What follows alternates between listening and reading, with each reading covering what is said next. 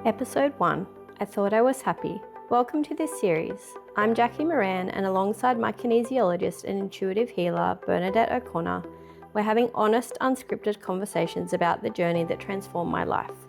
In this episode, we're talking about the woman I used to be, the woman who looked happy on the outside, but felt disconnected, exhausted, and numb on the inside. If you've ever been doing all the right things, ticking all the boxes, and wondering why you still don't feel truly alive, this conversation is for you. Okay, so we've been working together for almost 3 years. Mm-hmm. And we've shared so much, and it's been filled with ups and downs. But the reason I'm having this conversation with you is because your journey of transformation is inspiring. So there are women who are where you were 3 years ago. And if you can do it, they can do it, right? Mm-hmm. Absolutely. And yet it's not been easy. No. So firstly, who was the woman that I met in August 2023? And secondly, what was going on in her life? Whew. Okay, so 2023 August version of Jackie was very confused, very lost, very disconnected, very numb, and I would say broken. What was the outside world seeing of this numb, broken, disconnected woman? Most people would say that I was happy, like I looked happy. I had my shit together. I had everything together. Yeah. Had a business, was a good mum, good wife. From the outside, looked perfect. From the inside, lots of marriage troubles, and it wasn't a horrible marriage by any means, but I had lost myself, and I was at that point where it was, make or break, and I didn't know which way to go.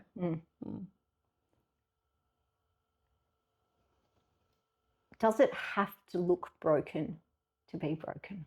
No. One of the things that I hear women saying, and I hear myself saying it, and I catch myself, is when somebody asks them, "How are you?" And they say, "I'm fine." Were you fine? I told myself I was. Yeah. I'm fine. Uh-huh. How long had you been telling yourself you were fine when in fact you weren't? A long time. Yeah. Years. Yeah. So many years. I thought I was. Yeah. That's the fun part to look back on. I thought I was.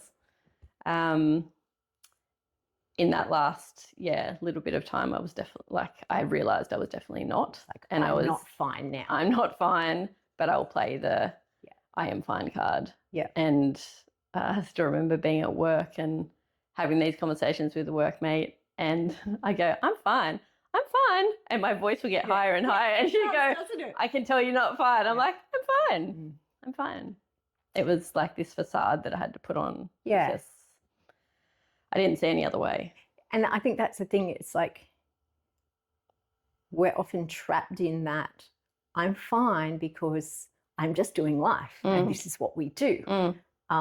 And if I alter or if I admit to myself that I'm not fine, then everything's going to change. And I don't know what that looks like, and I'm not prepared. So I'll just go on doing what I'm doing. Yeah. There's a fundamental difference between existing and living. Oh, yeah. So describe for me your existence and how that differs to the woman that you are now. So my existence was, looking back, I would say empty. I was literally just existing. I was living my life like it was a character and I was watching it play out. So I was very, I guess, disassociated from my life. I was very present.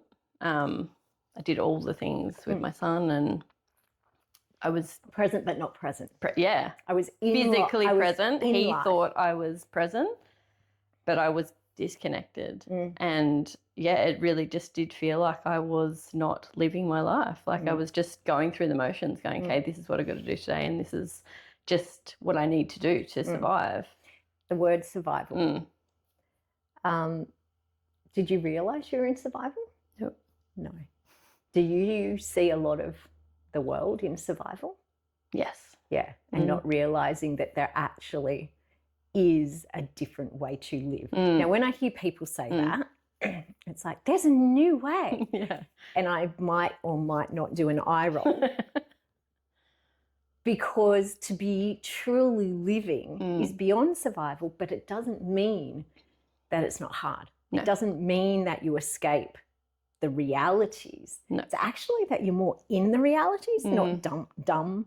Yeah. Numb. Numb to the reality. So survival is like that numbness, and I'm just moving through these motions. Yeah. What was your body telling you though? Ooh. And did you even know that your body was giving you little signals? At the time, no. What was going on physically for you, and for how long? So I had been unwell since probably 17, chronic fatigue and post-glandular fever. But so I'm like talking like just past COVID time, I got really unwell, really, really unwell, and was really struggling with my health. At the time, I was just trying to work out what was going on. Like I was seeing every kind of specialist, and it's just my body was a mystery. No one could figure out what was going on. Now I know my body was screaming at me, like, listen. So medically, you're having all the blood tests, you're having the scans, and they're saying, this doesn't make sense. We can't diagnose you with this. We can't diagnose you with that. Yet you had this plethora of symptoms. Yeah. What was a big one? What was one of the big ones? Apart from the fatigue, but you'd been dancing with that for 2 decades anyway? Yes. Yeah. So that was my normal. Like I had this normal baseline of fatigue. I didn't really have like one specific symptom. I have a condition now that is in every system of my body, and it was out of control. So it would show up as like digestive issues, neurological issues. Some days it was really hard to get out of bed. I was struggling, but I would still get up and do everything that I could because I just had to keep functioning. But I don't know that there was like one specific thing. It was just everything. The body screaming. My body was just literally screaming at me. Saying, I can't keep functioning like this. Was that part of the reason you began to make changes, or did you just continue to ignore those signs? Were you not aware? I wasn't aware. Yeah. No. I now know like that your body communicates in different ways as part of, what I do now, but I didn't know that at the time. It wasn't actually, I had like a bit of a trigger moment. I broke my foot. I think it was early 2023. Okay. Yeah. And at the time I had a friend message me and she said, oh, have you looked up what left foot means? And I was like, what are you talking about? And I Googled and I was like, oh, interesting. What did it mean? I think it was having trouble, I can't remember at the time, but it was like kind of having trouble moving forward. Yeah. And left is lady, so feminine. Yes. Your feminine's not moving forward. Yeah. So often when we're also in survival and existence, we're very much in our masculine. We're doing. Yeah. Yeah. Well, that's interesting. So that was kind of like my first little trigger moment of like, oh, the body does communicate in different ways, and very fascinating. Yeah, but you still ignored it. But I still ignored it because I was like, okay, I'm really in this. I've got to work out what I'm doing, where I'm going. Yeah. And I was very in my head a lot. Yeah. Trying to think your way out of I think I was. Discomfort or like discomfort in life? I think so. Yeah. I think I knew what my soul wanted. And I was trying to ignore that to keep the peace. So when you say your soul, you could feel what your soul wanted. So for a lot of people, that would be like, but how the hell do you know that? Yeah. Particularly when, you hadn't done the work. No. But what was it? I think it was like I knew that I wasn't in the right spot. So it was a feeling? Yeah. A sense of something? Yeah. It was more than just head and heart. Yeah. It was like, I'm not in the right place and I need to find a way out without hurting every possible person. Yeah. And how long did you sit in that space for, of like trying to think your way out of? Probably 12 to 18 months. Yeah, right. Which felt like a really long time. Yeah. When you're in it. Yeah. Yeah. It is a long time to be so conflicted. Yeah. And my head would just do loops of like, I can do this. No, I can't. I can do this. No, I can't. Yeah. Okay.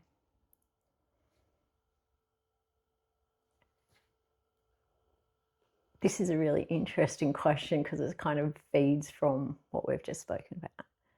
When did you realize that you had abandoned you? That soul that was nudging you, using your body to communicate. Yeah. But then also when you wouldn't listen to that. Yeah. Giving you this deep sense of something's got to change. Yeah. When did you realize that you had abandoned that part of you? I think it took me a long time to realize that. Now I can see it. Like now I can look back and go, yeah, I totally did. Yeah, but at the time I didn't see it like that. I was just so laser focused on what I needed to do that I didn't see that I was abandoning myself or not looking after myself or what I needed. So how did you make the call to make a huge change? Because you're sitting on it for 12 to 18 months now. You're knowing I'm not where I'm meant to be. Yeah. You're getting the little niggles. Yeah. How did you take that first step? I think in the end it all just fell apart. Okay.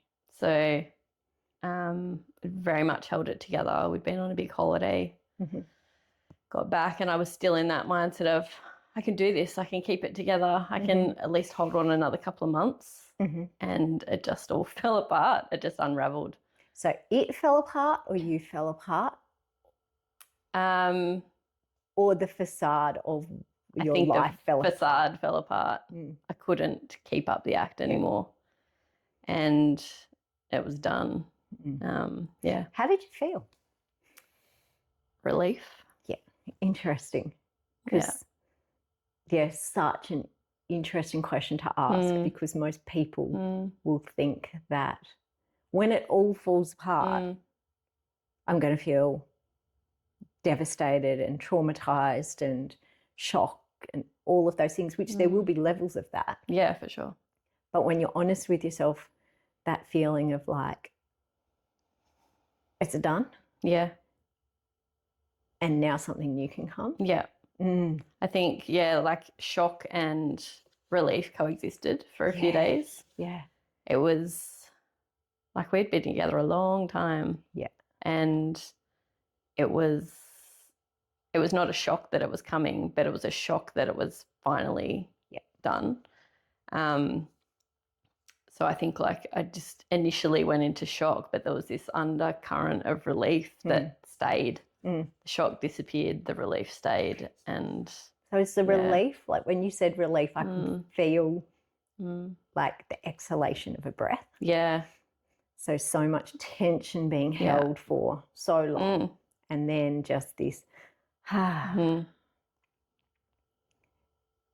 Did you second guess it? Yeah. And did you think that I need to go back and make this work? I need to rebuild the brokenness. Yeah, I think that in the end, no. Like I did probably second guess it. There was times where I was like, what have I done? I've just blown up my life. So fear and doubt are beautiful beautiful emotions, Yeah. aren't they? Because they Yeah. will come and taunt you in there. They're the Yeah. 3 a.m. emotions, right? So the fear and doubt Yeah. mess with your head. Yeah. So how did you stay on top of those? I think by that point, I had enough strength to know that I'd made the right Yeah. decision. Yeah. The relief was like enough to carry me. Yeah.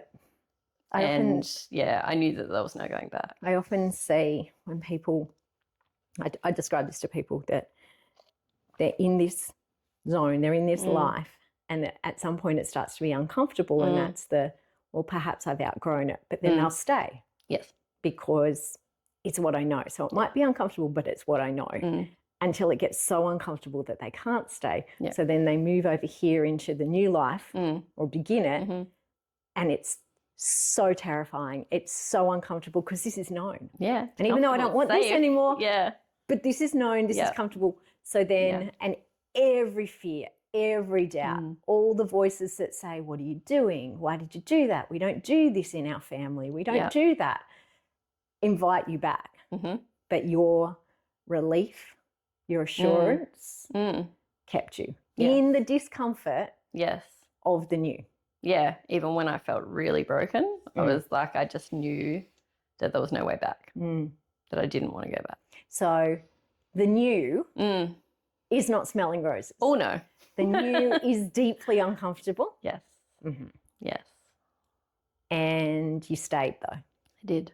One, why did you stay in the uncomfortableness? Is that a word? Yeah. Uncomfortableness of the new, and what kept you there? I think. Where a lesser woman, Yeah. a lesser woman than you had become, would have gone back. Yeah. A, I don't think he would have taken me back. Okay. But B, I didn't want to go back. Yeah. So it was just a real strength of. It was like there was this, like he was the safety, that life was safe. It was comfortable and it was safe, and it would have been tempting to walk back into that. But for whatever reason, when that final bomb went off, let's say, I just knew that that was like the opening of a new chapter. Yeah. And it was uncomfortable. It was rough.